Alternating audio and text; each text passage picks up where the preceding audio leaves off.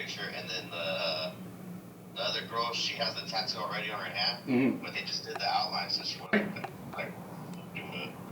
All right, right. Okay. I'll let them know. All right. It's my fine. Cool. Okay. Thanks. All right, we are here with Ram. Ram, what up? What up? How you doing, man? How you been? Good. Tell us a little bit about yourself, Ram. How'd you get into lowriding? Well, my name's Ram. I'm 44 years old. I've been lowriding for probably the last, I'm gonna say maybe 7-8 years. I got into lowriding because of one of my good buddies, good friend, Jose Palau. I was driving around in a dunk for a little while, and he used to make fun of me all the time. Told me to get rid of that car. So I ended up selling it. He called me and said, hey, I got this 64 for sale. I'm going to come check it out. Well, anyways, I ended up getting it. It sat there for like a year. Didn't do nothing with it. I didn't even know what to do with it. And I said, man, I got to get started on this car. So I started it, got the motor running, went from there, got the paint, went from there, did the upholstery, went from there, did the hydraulics. But I grew up around lowriders, and I never really liked them. It just wasn't me. It wasn't me then, but it's me now. And he inspired me. The last person that had the lowriders when I was growing up, I mean, I'm talking since a newborn, somebody I knew had them, a lot of them, and I just didn't like them. But like I said, I like them now. They're me now. The inspiration comes from the tattoo shop. The tattoo shop inspired me to build the car the way it is. On my understanding, your car's supposed to be personal. All this doing things because other people are doing it, or you have to do this, or you're going to lose in a competition. I don't care about the competition, the trophy. You can have that. My car is 100% custom, the way I want it, the way I chose it, the colors I chose. When I first started it, the paint, everybody's like, what are you doing to that car? And I was like, don't worry about it. It's my shit. Don't worry about it. So I kept going and going and going. Now they look at it like, man, that thing's a masterpiece. It is. It's my masterpiece. So you believe the car should be a one-off because it is. It's a rolling canvas. And when you get a stock one, it's a blank canvas, and you do whatever you want, right? Yes. Okay. I like that. I think it's just it's an extension of you. People say tattoos they're expressing themselves. Lowriding to me, you're expressing yourself. If you walk into my home looks like my car. My car looks like my tattoo shop. My motorcycle looks like both. Right. Yeah. Yeah. Can you describe the customization process, like from when you got the car to where we are now? When I got the car, it was hunk of junk. It was junk. All the chrome was there, the glass was there, but the rest was just junk. It was basic piece of crap. But we got it. We rebuilt the motor, painted the housing of the motor, took it to the upholstery, got the upholstery done, took it to the hydraulics, got the hydraulics done, and then everything went backwards from there. We had to do it again because I had to reinforce. Once I got the hydraulics, I had to reinforce the car. Once I reinforced the car, I put a bigger motor.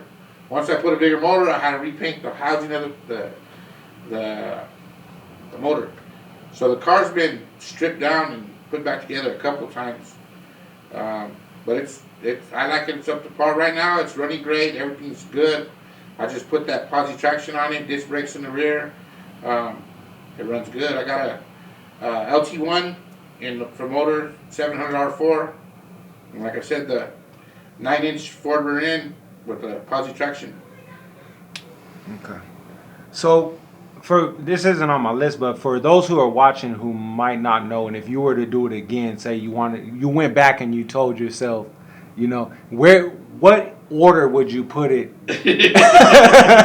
what order would you go in to go? Because you know my car. How long I've been working on my car? Years, right? Because I did the same thing. It's my first build. You don't know, and really, people hint you here and there, but they don't really want to help you. You're their competition. No matter who you are, you're their competition. I like that. I would say don't do what I did.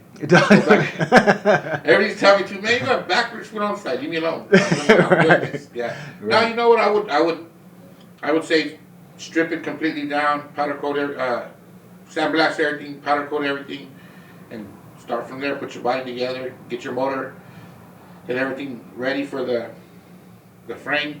Put it all together without the body on it, and then put the body on it. Go from there. Got you. Yeah. How do you think?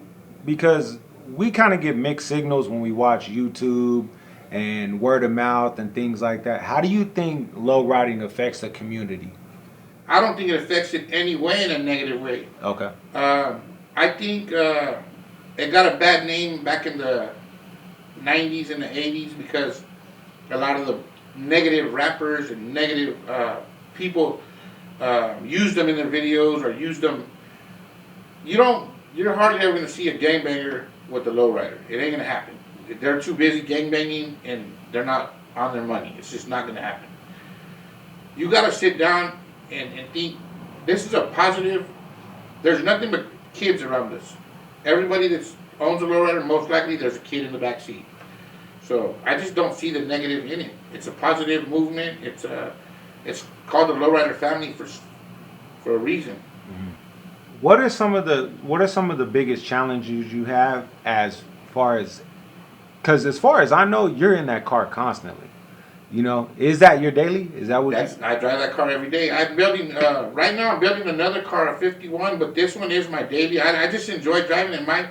Even members of my car club, they have way more cars than me. They're like, man, fool, you're living the American dream. You fucking drive your car all the time. I do drive it all the time, but I break that motherfucker all the time too. Okay. So what are some of those things people can expect if they want a daily lowrider?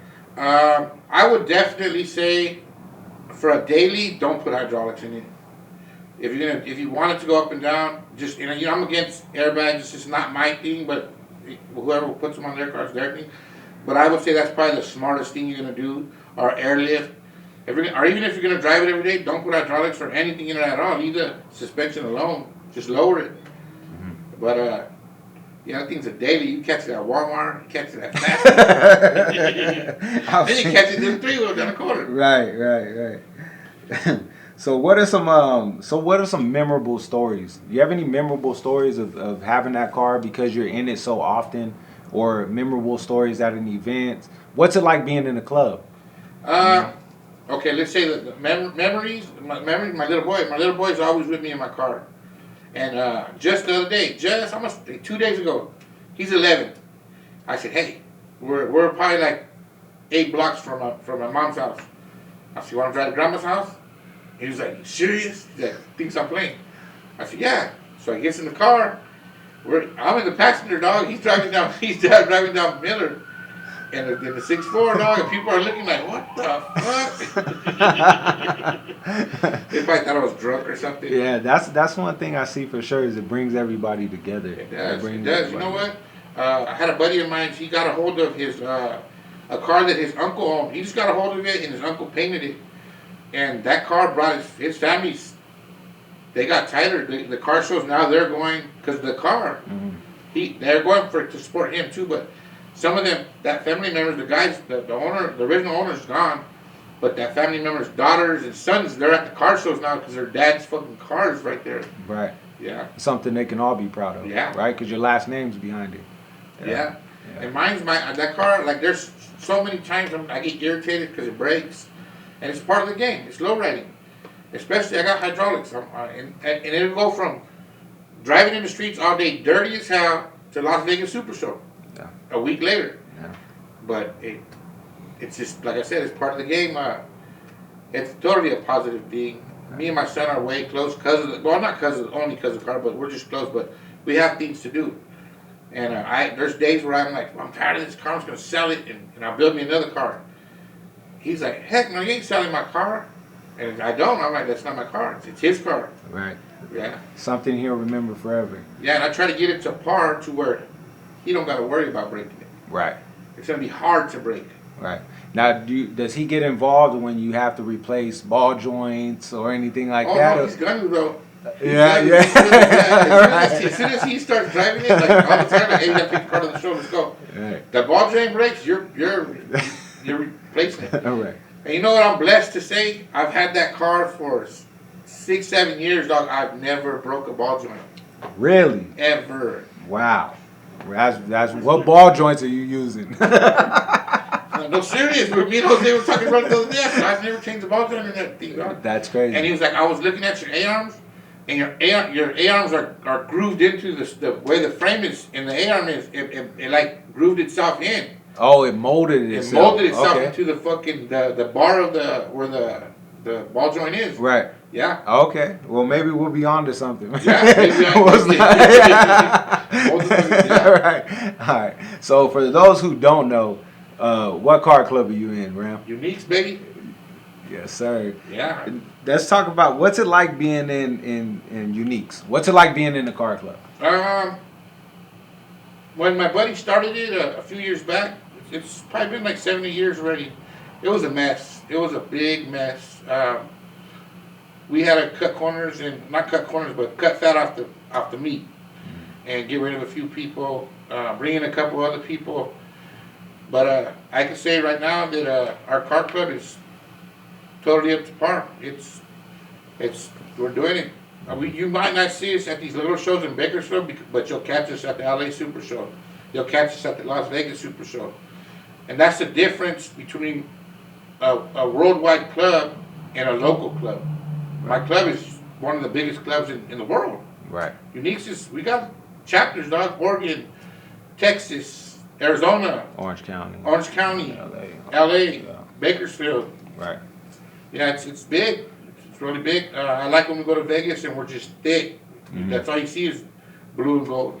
Everybody. So what do you recommend if when you're just starting off, somebody gets a low rider? Are we gonna stay a solo rider? Are we gonna prospect to be a club member? Are we? I think everybody. How do you say this? The crowd of people that you like to be around. I think there's that certain car club that's that crowd, and you'll find that crowd. Like a lot of my members, especially a lot of the new ones now. I grew up with them. Jose, I grew up with him. Chuck, we're all from the same area. We're all from the same part of town. Mm-hmm. And if you look at any other car club, they're from that side of town. So Jose started his chapter in the east side, and it's a lot of east side. I think it's all east side people. Right. Yeah. Right. So, explain the process, because you guys, from what I noticed, because I've been down to Orange County with Jose, I've been to a couple different places, and explain the process, what it's like to get your car ready for a show, to go out of town, to do exactly what you said, meet up, and all the work that it goes into that a lot of people might not see. We just go to the car show, pay the admission fee, and then, hey, it's a pretty car, and we go home. But what's all the work that people don't see? We gotta go the day before, or sometimes even 2 days before. We gotta get our car totally fucking detailed if we don't do it ourselves. Detail it, trailer it, tow it all the way to wherever the hell you're going. So let's say Las Vegas. You're in Las Vegas Thursday, and the show ain't until Saturday. We're bringing carpets, other items that go with our little details. Then you got to set it up how you want it. Well, first of all, you're going to meet up with your people and then come in as a train. And then set up a day or two before. And then the show, you walk in and, hey! Everybody is. And then it's a big old fucking like cockroaches when it's over. Right, everybody takes off. It's like when you have a family party, nobody wants to put up chairs, you know? Yeah, everybody started rolling up stuff like an hour early. Trying to get out of here. So, all right. So where do you? Let's talk about the future. Where do you see the future of low riding? Where do you see? What's the evolution of low riding? Where does it go from here? I think as far as low riding, I think there's not going to be. I'm going to give it maybe 5, not even 5. I'm going to say 3 or 4. There ain't going to be no more. That's a trailer queen. Oh no. These dudes are hopping 57s with gold undercarriages. The game's going to be up to par. Right. So it just keeps going up, keeps going up. People are going to be driving like they're nothing, dog. And to them, it's like, I can fix it. I got money to fix it. Right. I don't got money to fix it, and I still do it. Right. Would you say is something different when you see you can have like say a Mercedes pull up or you can have a BMW pull up, but it's something about a car that's built back then that when that car pulls up, it's something that just draws attention of people, right? Yeah. Oh, I'm a Corvette guy, dog. I love Corvettes. I love any Corvette. Right. But I pulled up on Corvettes, and that fool's like, He's looking at your car. I'm looking at his, but I know what I mean. He's like, damn, where did he even start that car? People have told me multiple times, where did the paint even start? Right. I had that question. Where did the paint start? It was two-tone at first. Okay. And I was somebody's car that I seen from Bakersfield. I was like, man, that car's ugly. It's too many colors. That shit is way too colorful. Yeah. And that somebody, I ended up at a fucking LA Super Show with them. And fucking, I looked at the cars and I was like, my car's the ugly one. These cars are fucking, they're all colorful. Like right. that at that show, there was just a lot of fucking colorful cars. I'm talking, it wasn't like super colorful like mine, but it was a lot of, if it was dark blue, there was light blue, there was powder blue, there was white. It was a lot of graphics, a lot of mural. And it just, when I seen it, I was like, fuck, I'm the oddball. Not these guys are not the oddballs, I'm the oddball. I ain't up to par yet. Right. So I just went from there and it just kept, I just went extreme with it. Fuck it, run that shit. Mm-hmm. Yeah. It came together really well. What about the murals that you have on the back there? What? The back mural is actually a tattoo that one of my kids, her mom, their mom died. She had that tattooed on her arm right here. And I put it on the back of my trunk. It's a big tattoo machine. On the ball, on the booty kit, it's a picture of me tattooing with some flash around it. On the hood, it's some sugar skulls, a little bird, a bunch of gypsies. The gypsies is a big thing in the tattoo industry. It's just something that from back in the days, the Sailor Jerry days. And that's the look that I wanted. I wanted a Sailor Jerry look. That's why my guy that does all the art 2 row, he had hard lines on everything. And all my murals got hard lines on them. So it looks like a flash like a tattoo, old flash tattoo. How long have you been tattooing? Shit, I've been tattooing owning my own shop. This is 18 years this year. I've been tattooing almost 25 years. How did that come about? Good old prison. I started tattooing in the pen because I was in a lot of trouble way back in my younger days, and I just got tired of my mom sending me money and sending me stuff, and I just said, you know what, if I'm gonna be in here, I gotta take care of myself. I've always been an artist since I was a little boy. I as a 11, 12 years old, people were paying me to do murals on walls, graffiti murals, and when all that gang bullshit happened, I was forced out of the graffiti era. So I joined the gang and ended up in prison, and that's where I stopped drawing from like I'm gonna say 15 to about 19, 20, and then once I hit prison, 18, 19, 20, 21, 22, 23, 24, all the way to like my late 20s, I started drawing in there, and then I was drawing and these people were using my patterns for tattoos. And I was like, man, fuck that. I might as well do the tattoo myself. And then after I got good, which I got good real fast, shit, I had it made in there. It was gravy.